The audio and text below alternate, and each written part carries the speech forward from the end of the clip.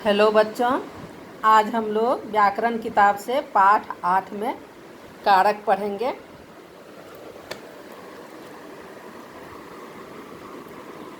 सबसे पहले जानेंगे कि कारक क्या है। संज्ञा या सर्वनाम के जो रूप उनका क्रिया के साथ संबंध बताते हैं उसे कारक कहते हैं। ठीक है बच्चों, यहाँ देखिए, संज्ञा या सर्वनाम के जो रूप उनके क्रिया के साथ संबंध बताते हैं कारक कहलाते हैं। वो कैसे?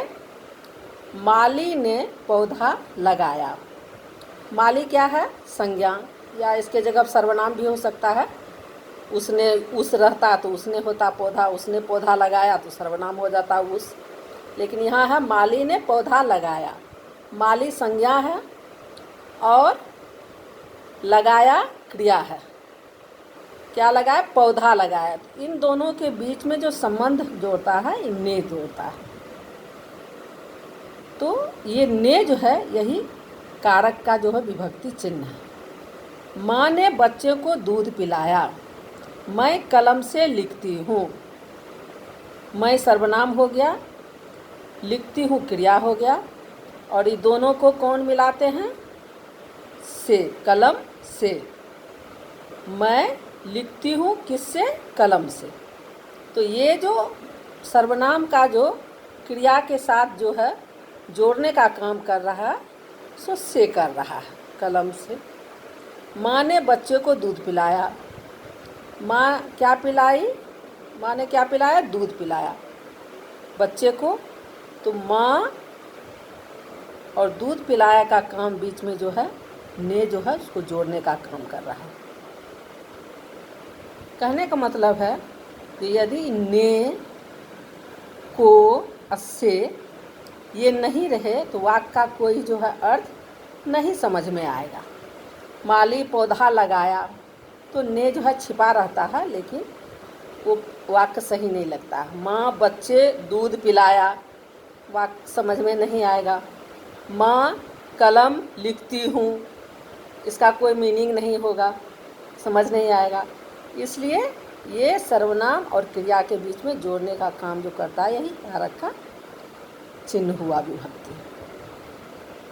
अब यही है। अब इस तीनों वाक्य में ने, को, से जो है वे संज्ञा से क्रिया का संबंध जोड़ रहे हैं। संज्ञा से क्रिया का संबंध जोड़ रहे हैं। देखो मैं दिखाई हूँ, इसमें संज्ञा से है क्रिया का संबंध, इसमें है सर्वनाम से क्रिया का संबंध, इसमें भी है संज्ञा से क्रिया का संबंध, इसमें है सर्वनाम से क्रिया का संबंध। ठीक है, इन्हें ही कारकों के विभक्ति चिन्ह या परसर्ग कहते हैं।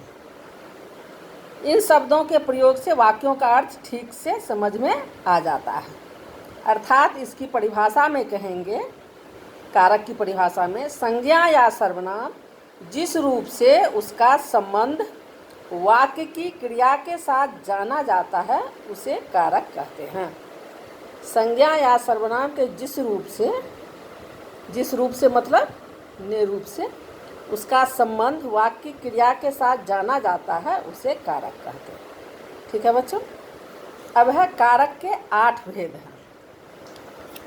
8 भेद के क्या सब नाम है? कर्ता कारक, उसका विभक्ति चिन्ह है ने, ये जो है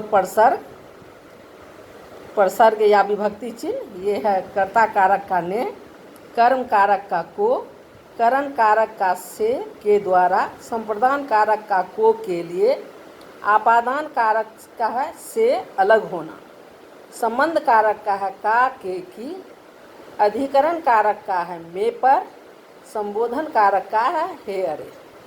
अब इन 8 का मैं एक एक उदाहरण दे दी हूँ वाक्य बना के।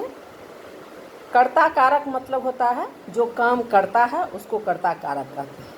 जैसे दादाजी ने पेड़ लगाया, दादाजी ने जो है ये कर्ता कारक है। कर्म कारक जो इसमें जो है काम का क्रिया का जो फल है सो कर्म पर पड़ता है, काम करने पर पड़ता है। जो क्या करता है? बच्चा को खाना दो, क्या दो? खाना। ये को और खाना जो है ये है कर्म कारक। क्या दो? खाना दो, को खाना दो, तो खाना हो गया कर्म कारक, को खाना। करण कारक ये है जिसके द्वारा हम काम करते हैं, जिससे हम काम करते हैं। जैसे मैं पेंसिल से लिखती हूँ, तो पेंसिल से जो है यही है करण कारक। संप्रदान कारक को लिए जैसे गीता पूजा के लिए फूल लाई, तो गीता फूल लाई किसके लिए? पूजा के लिए, तो ये हो गया संप्रदान कारक। आपादान कारक से है जैसे अलग होना, करण में भी है से, करण में भी से है और आपादान में भी से है, लेकिन दोनों में अंतर क्या है कि ये से है जिससे मैं काम करती हूँ, करण कारक में जिससे मैं काम करती हूँ। आपादान में है कि ये अलग होने वाला है। जैसे पेड़ से पत्ते गिरे, पेड़ और गिरे के बीच में जोड़ने हैं से पत्ते। पेड़ से जो पत्ते गिरते हैं वो पत्ते फिर वापस पेड़ में नहीं लगते हैं, अलग हो जाते हैं। इसी तरह जैसे कहेंगे छत से बच्चे गिर गए, हिमालय से नदियाँ निकलती है, हिमालय से जो नदी निकलती है वो नदी वापस हिमालय पर जाती है? नहीं जाती है। तो उस तरह से ये हो गया आपादान कारक, अलग होने वाला जो से होगा तो वो आपादान कारक होगा। संबंध कारक में का के की, इसी में होगा रा रे री ना ने नी। तो जैसे है इसका वाक्य राम की पत्नी सीता है। सीता कौन है? तो राम की पत्नी है। राम और सीता का संबंध जो है वो की जोड़ रहा है, की पत्नी से।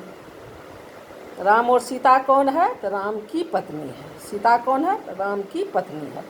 राम और सीता का संबंध जो है यहाँ की से जोड़ रहा है। जैसे है आपकी बहन, मेरा भाई, ठीक है, तुम्हारे पापा, ये जो है संबंध जोड़ते हैं रे।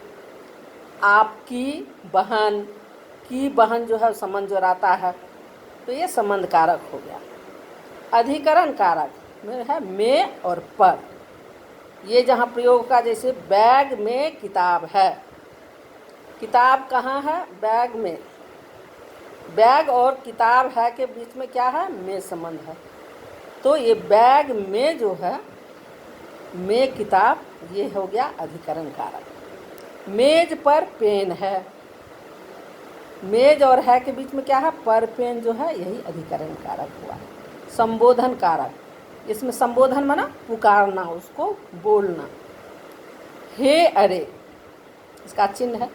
जैसे बोलते हैं हे भगवान भला करो, हे ईश्वर रक्षा करो, तो ईश्वर को हम पुकारते हैं, संबोधन करते हैं, तो हो गया संबोधन कारक। अरे राम तुम कब आए, अरे राम तुम गिर जाओगे, इस टाइप से जो अरे राम हुआ, ये संबोधन कारक। ठीक है बच्चों, ये आप लोग समझ लिए। अब हम लोग थोड़ा किताब से पढ़ लेते हैं।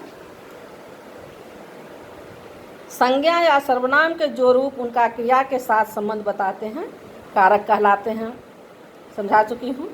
जैसे माँ ने रजनी से चाय बनाने को कहा, यहाँ देख लीजिए लाल से जो जो लिखा हुआ है वही जो है संज्ञा और क्रिया को जोड़ने का काम कर रहा है।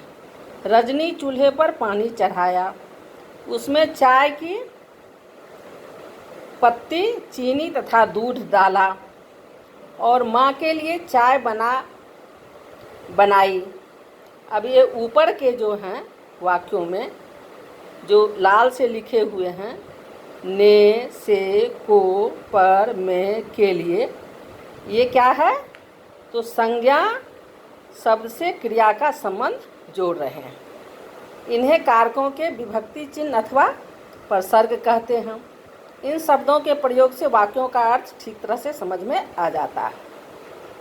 ठीक समझ गए होंगे बच्चे, आप लोग भी इसको रीडिंग कर लीजिएगा एक बार घर में। अब यहाँ है परिभाषा। संज्ञा या सर्वनाम के जिस रूप से उसका संबंध वाक्य की क्रिया के साथ जाना जाता है उसे कारक कहते हैं। यही जो माँ और कहा का जो संबंध जाना गया है ने, से, को से, इसी को कारक का विभक्ति चिन्ह या प्रसर्ग कहते हैं। कारक के 8 भेद हैं। कर्ता कारक, कर्म कारक, करण कारक, संप्रदान कारक, अपादान कारक, संबंध कारक, अधिकरण कारक, संबोधन कारक। कर्ता ने कर्म को ऐसे याद करना है। करण कारक से के द्वारा, संप्रदान कारक को के लिए, अपादान कारक से अलग अलग जो पृथक मतलब अलग होना। संबंध कारक का, के, की, रा, रे, री। अधिकरण कारक में पर। संबोधन कारक हे, अरे। ठीक है बच्चों, ये हो गया आपको कारक और कारक के 8 भेद। अब यहाँ पर है उसके 8 भेद के अलग अलग दिया हुआ है, इसको एक बार पढ़ लेते हैं। शब्द का वह रूप जिससे क्रिया के करने वाले का पता चले उसे कर्ता कारक कहते हैं। करने वाला से पता चले उसे कर्ता कारक। माली ने पौधा लगाया, इसे माली ने कर्ता कारक हुआ। माली पौधा लगाता है, प्रसर्ग रहित है, इसमें छिपा हुआ है ने। कर्ता द्वारा किए गए कार्य का प्रभाव जिस पर पड़ता है उसे कर्म कारक कहते हैं। माँ ने बच्चे को दूध पिलाया, ये जो है बच्चे को जो है यही कर्म कारक क्या है। कर्ता द्वारा किए गए काम, कार्य का प्रभाव जिस पर पड़ता है, किस पर पड़ा है, काम पिलाने का काम किस पर पड़ा है, बच्चे को। ठीक है, बच्चे को दूध पिलाने का काम हुआ है। इस वाक्य में बच्चे कर्म के साथ को प्रसर्ग है, पर दूध कर्म के साथ प्रसर्ग नहीं है। दूध मुख्य कर्म है तथा बच्चा गौण कर्म है। ठीक है बच्चों। करण कारक से, के द्वारा। कर्ता जिस साधन से क्रिया करता है उसे करण कारक कहते हैं। जिससे काम करते हैं उसको करण कारक कहते हैं। जैसे मैं कलम से लिखती हूँ, उसके द्वारा यह काम पूरा हुआ है। ठीक है, कलम से उसके द्वारा ये हो गया करण कारक। संप्रदान कारक को, के लिए। कर्ता कारक जिसके लिए कुछ कार्य करता है उसे प्रकट करने वाले रूप को संप्रदान कारक कहते हैं। जैसे गरीबों को भोजन दो, भोजन देने का काम कौन किसको हो रहा है, गरीबों को।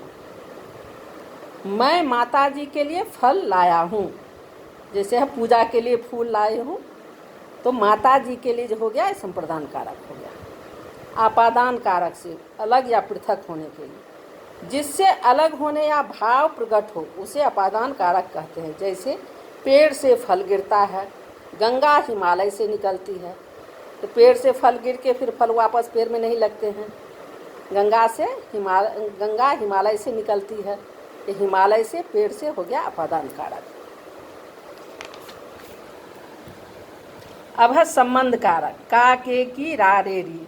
संज्ञा के जिस रूप से किसी वस्तु से संबंध प्रकट हो संबंध कारक कहते हैं। जैसे नेहा रमन की बहन है, यह प्रतीक का विद्यालय है। रमन की प्रतीक का संबंध कारक हो गया, क्योंकि नेहा और बहन के बीच में संबंध है।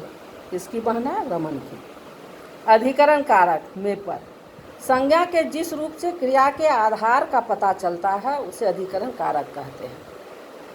केले थैले में है, पुस्तक मेज पर है। पुस्तक कहाँ है, मेज पर है। ये आधार पुस्तक जो है वो कहाँ है, उसका आधार क्या है, तो मेज पर। ठीक है, केले कहाँ हैं, थैले में, तो ये हो गया थैले में, मेज पर, अधिकरण कारक। संबोधन कारक हे, अरे, ओ, अजी। जिससे किसी को बुलाने अथवा सचेत करने का भाव प्रकट हो उसे संबोधन कारक कहते हैं। बुलाने का या कहने का, पुकारने का। हे ईश्वर रक्षा करो, हे ईश्वर करके ईश्वर को हम पुकार रहे हैं। अरे राम, हम बोल रहे हैं, पुकार रहे हैं, तुम कहाँ आए, तो ये हो गया संबोधन कारक। ठीक है बच्चों, आप लोग इसको एक बार पढ़ लीजिएगा व्याकरण किताब से और उदाहरण के साथ इसको समझ लीजिएगा और याद कीजिएगा। बाकी अभ्यास का मैं भेज दूंगी मैसेज में। धन्यवाद, गॉड ब्लेस यू।